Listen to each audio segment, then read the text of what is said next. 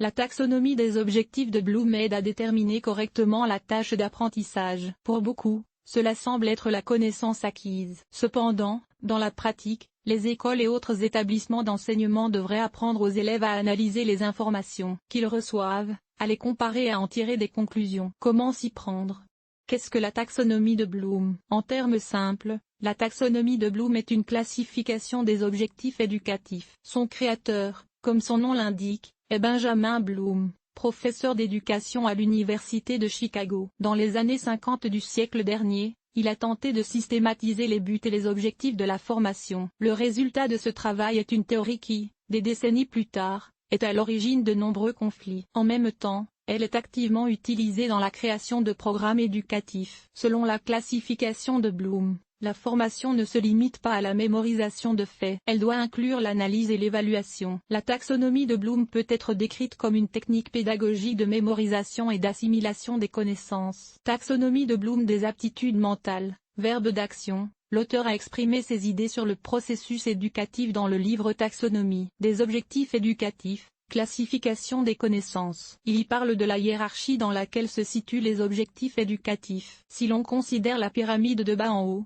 les objectifs se présentent dans l'ordre suivant: connaissance, compréhension, application, analyse, synthèse, note. À chaque niveau, les étudiants sont encouragés à agir. Pour ce faire, des verbes spécifiques de la taxonomie de Bloom sont utilisés. La formation se déroule comme suit. Niveau de la pyramide: signification, comportement des enseignants, comportement des élèves, verbe connaissance, sélection des informations importantes enseignées, si nécessaire, accepter, se souvenir, reconnaître, énumérer, se souvenir, nommer, compréhension, comprendre les informations reçues, votre propre description, verbal, comparer, contraster, démontrer, expliquer, convertir, démontrer, discuter, décider, communiquer, appliquer de nouvelles connaissances dans des situations spécifiques, observer, aider et critiquer, démontrer ses connaissances et résoudre des problèmes, appliquer, calculer, modifier, sélectionner, classer, compléter, mettre en scène, expérimenter,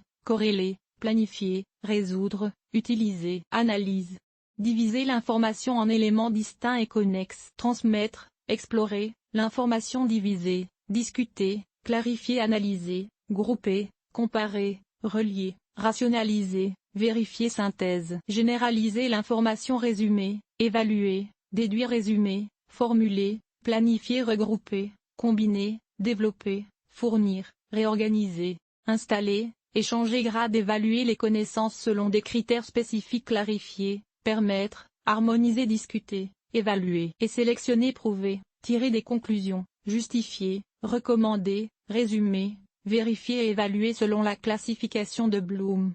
Les nouveaux niveaux de la pyramide sont basés sur les précédents. La base est l'acquisition de connaissances et la mémorisation. L'objectif principal est ensuite l'évaluation indépendante. 3 domaines de formation. La classification de Bloom des objectifs éducatifs comprend 3 domaines d'activité éducative. Chacun d'entre eux doit être examiné plus en détail. La cognition.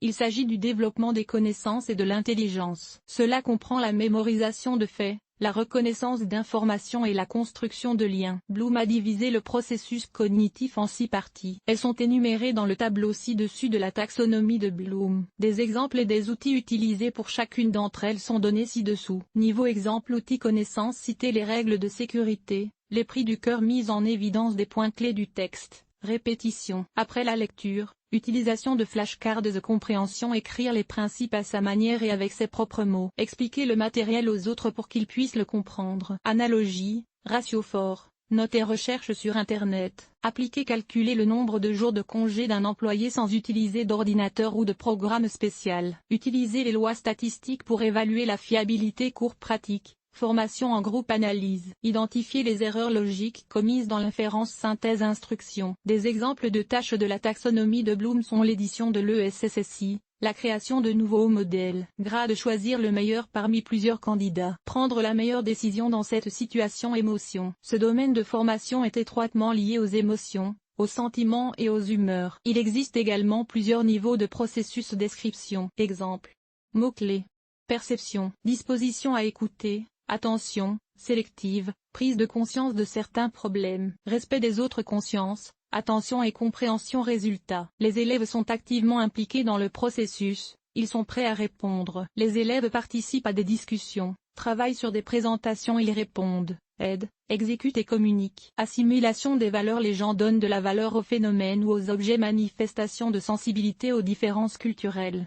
Foi dans les processus démocratiques. Appréciation, protection, initiation, partage, respect. Organisation des valeurs. Les élèves transforment les valeurs en priorités, les opposent les unes aux autres et résolvent les conflits. Les élèves comprennent la nécessité de maintenir un équilibre entre liberté et responsabilité liées. Comparer. Intériorisation des valeurs. Les élèves ont la possibilité de déterminer leur propre comportement. Travail comme prévu. Dans le cadre d'un travail indépendant, l'élève a confiance en lui. Il utilise une approche objective pour résoudre les problèmes. Il accepte les gens tels qu'ils sont. Agir, réaliser, questionner, vérifier, résoudre. Les débats sur la pertinence de la taxonomie de Bloom en tant que méthode d'évaluation de la réussite de l'apprentissage se poursuivront probablement pendant de nombreuses années. Certains critiquent la hiérarchie pyramidale, d'autres n'apprécieront pas la division en domaines de formation. Cependant, on peut dire une chose de la taxonomie de Bloom, c'est qu'elle n'a pas été utilisée à bon escient. La théorie a constitué une avancée majeure dans le processus de mise en valeur des objectifs pédagogiques. Grâce à elle,